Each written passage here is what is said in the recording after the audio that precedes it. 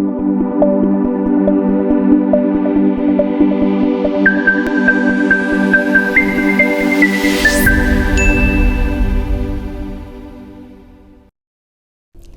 everyone, welcome to the class, the Development Administrations. My name is Hidayaturahmi, and today we will talk about the development strategy and the role of government in development.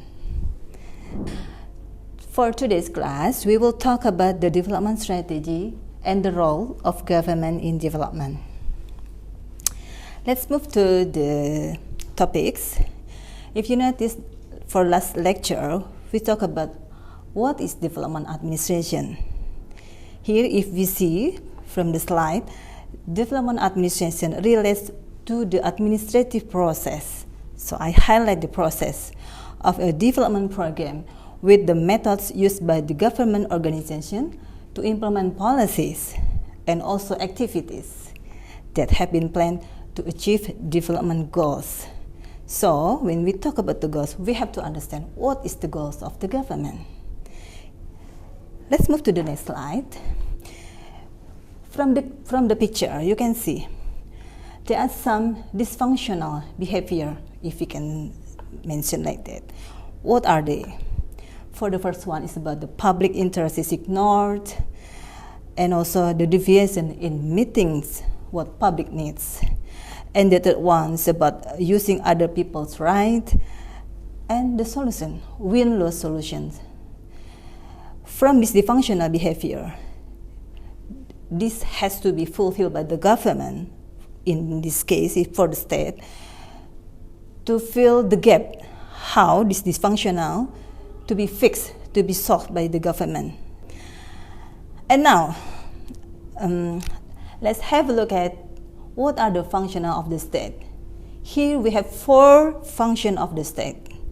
The first one is a political state, and the second one is a legal state, and the third one is welfare state, and the last one is about administration state.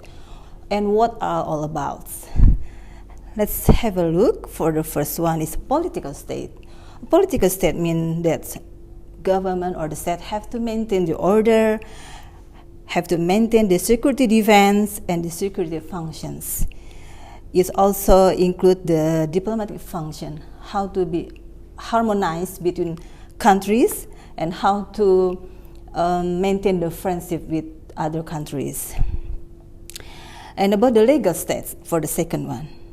Legal state means the state institutionalized legal regulations. And also the rule of laws mean carrying out all action based on the law and being legally responsible for them. We have to remember that power tends to corrupt. This one, and also absolute power corrupts absolutely. Let's move to the third, the function of the state. It's a welfare state. Welfare state means to improve the welfare. We have to notice this one, the welfare of all citizens, both material and immaterial. In this function as well, the government task is to be involved in community activities to ensure the realization of general welfare, and the government also must provide protections and guarantees to the community in the political and socio-economic for the main sectors of the public needs. And the last one is about administrative state. If we talk about administrative state, means government or the state here have to fulfill the regulatory functions. And how about the community service functions? And all government functions as the holder of power are delegated by the people, such as political functions, diplomatic functions, law enforcement function, and other functions. Besides, we understand about the function of the state, and now we have to understand, so what is the government roles? We have 4 government roles. The first one is allocative roles, and the second one is distributive roles, and the third one is stable roles, And the fourth one is dynamic roles. So what is allocative roles? Allocative means allocate the economic resources efficiently so they can be used optimally. All right? And the second one is distributive roles. What is distributive roles? Distributive means how to distribute resources, opportunities, and also economic result fairly. And this redistribution can be done by transferring the program, provision of goods and services, and also manipulation of market prices. And what about the stable roles? Anyone can mention what is the stable roles? Stable means stability. It's about maintaining economic stability and restoring it. If the condition is disequilibrium, or meaning there is no balancing condition, government have the obligation how to make sure the market will be in the condition of equilibrium. This is important thing. And the last one is about dynamic roles. Dynamic roles meaning how to drive the economic process so they can grow quickly, faster, and stable, of course. All right, then. Finally, we move to the last slides about the failure of government.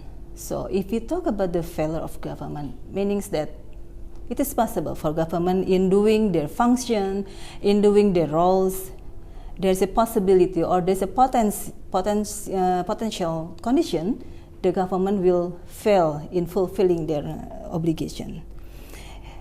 If we have a look at what is the failure of the government, the failure in market interventions, meaning that government tend to dominate or manipulate the market without control and also without obey the rules and the policies, and this could be the condition that can fail the market.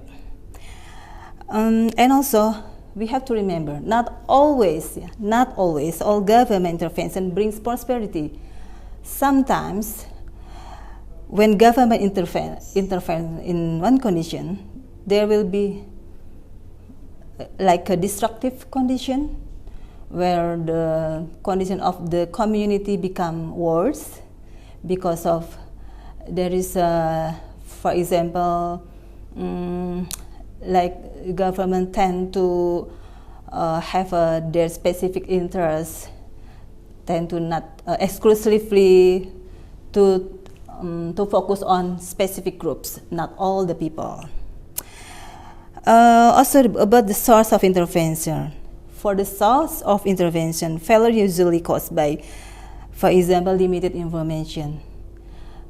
Have you, as we all know, that at the moment we are already in the era of digital information, the improvement of the technology. So information are abundant, we can say, but somehow not in one condition. Sometimes government tend to limit the access of public to get the information. This could be a problem in this condition. And also if we talk about the limited government capacity, this capacity, we have to remember, government have to improve, always improve, like sustainable government capacity building. All right, and the next factor is the conflict of interest. As we know, government sometimes facing the condition where the public interest collide with the specific group interests, and this has to be realized by the government that they have to focus on the public interest. And the last one is related to the previous aspect, is about the corruption, collusion, and nepotism. This is where the government have a challenge to make sure all the condition is inclusively for the public needs. All right, everyone, that's the end of our lecture for today. Thank you for your attention and have a good day. Bye. Sekian Sobat Setia untuk video pembelajarannya hari ini. Jangan lupa like, komen, dan subscribe. Sampai ketemu lagi di video pembelajaran berikutnya.